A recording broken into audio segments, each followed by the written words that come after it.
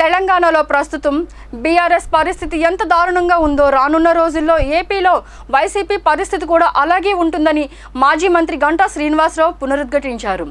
BRS ఎదుర్కొంటున్న దుర్భర పరిస్థితిని వైసీపీ కూడా ఎదుర్కొంటుందని జోషం చెప్పారు.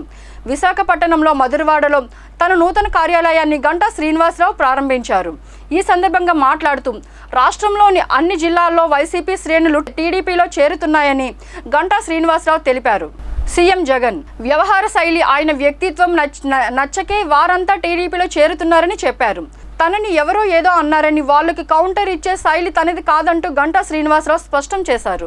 ముస్లిం మైనారిటీల సంక్షేమం కోసం ముఖ్యమంత్రి జగన్మోహన్ రెడ్డి ప్రభుత్వం ఎనలేని సేవలు అందించిందని వైసీపీ సీనియర్ నాయకులు డాక్టర్ జహీర్ అహ్మద్ తెలిపారు.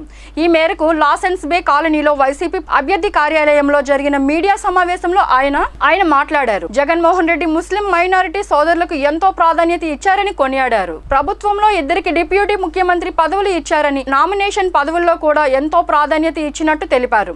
ఇదే విధంగా శాసన మండలిలో పలువురికి సభ్యత్వం కల్పించాలని, ముస్లిం మైనారిటీ యువతులకు పెళ్లిళ్లు చేసేందుకు షాదీ తోఫాను అందించారని ఆయన గుర్తు స్టార్ట్ చేసుకోవడం చాలా సంతోషం. భీమిలి నియోజకవర్గం స్టేట్లోనే హైయెస్ట్ ఓటర్స్ ఉన్న కాన్స్టిట్యున్సీ. 3,60,000 పైగా ఓటర్స్ ఉన్న కాన్స్టిట్యున్సీ అయితే అందులో దాదాపు 2.5 లక్షల ఈ ప్రాంతంలోనే, అర్బన్ ప్రాంతంలోనే ఓటర్స్ ఉన్నారు.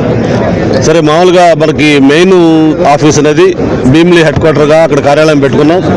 అయితే ఇక్కడ ఎక్కువ మంది పాపులేషన్ ప్రజలు ఉన్నారు కాబట్టి వీళ్ళకి అందుబాటులో ఉండేదానికి ఇక్కడ ఒక ఆఫీస్ పెడితే బాగుంటుందని చెప్పని మా నాయకులు అలాగే కార్యకర్తలు కోరడంతో ఈ ఎన్నికల కోసం ఇక్కడ అందుబాటులో ఉండడం కోసం ఈ విశాలమైన ఈ ప్రాంగణంలో ఈ కార్యాలయం ఈరోజు ఏర్పాటు చేసుకోవడం జరిగింది. ఈ అర్బన్ వార్డ్స్ సంబంధించి అన్ని కూడా ఆపరేషన్స్ ఈ కార్యాలయం నుంచి జరుగుతాయి. ఇక్కడే మొత్తం ఫుల్ పీరియడ్గా వాళ్ళు స్టాఫ్ ఉంటారు. అలాగే దానికి సంబంధించిన ప్రోగ్రామ్స్ అన్ని కూడా ఇక్కడ నుంచి కోఆర్డినేట్ చేసుకోవడం జరుగుతుంది.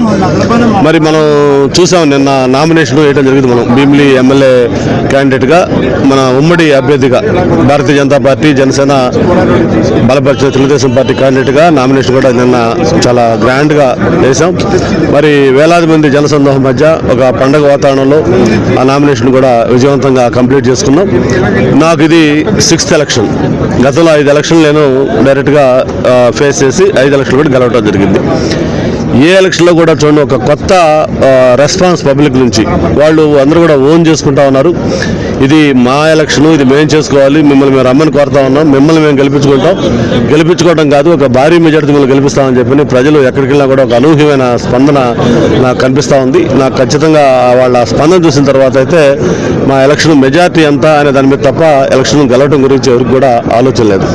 అందుకే ఎక్కడికి వెళ్ళినా కూడా మెజార్టీ ఎంత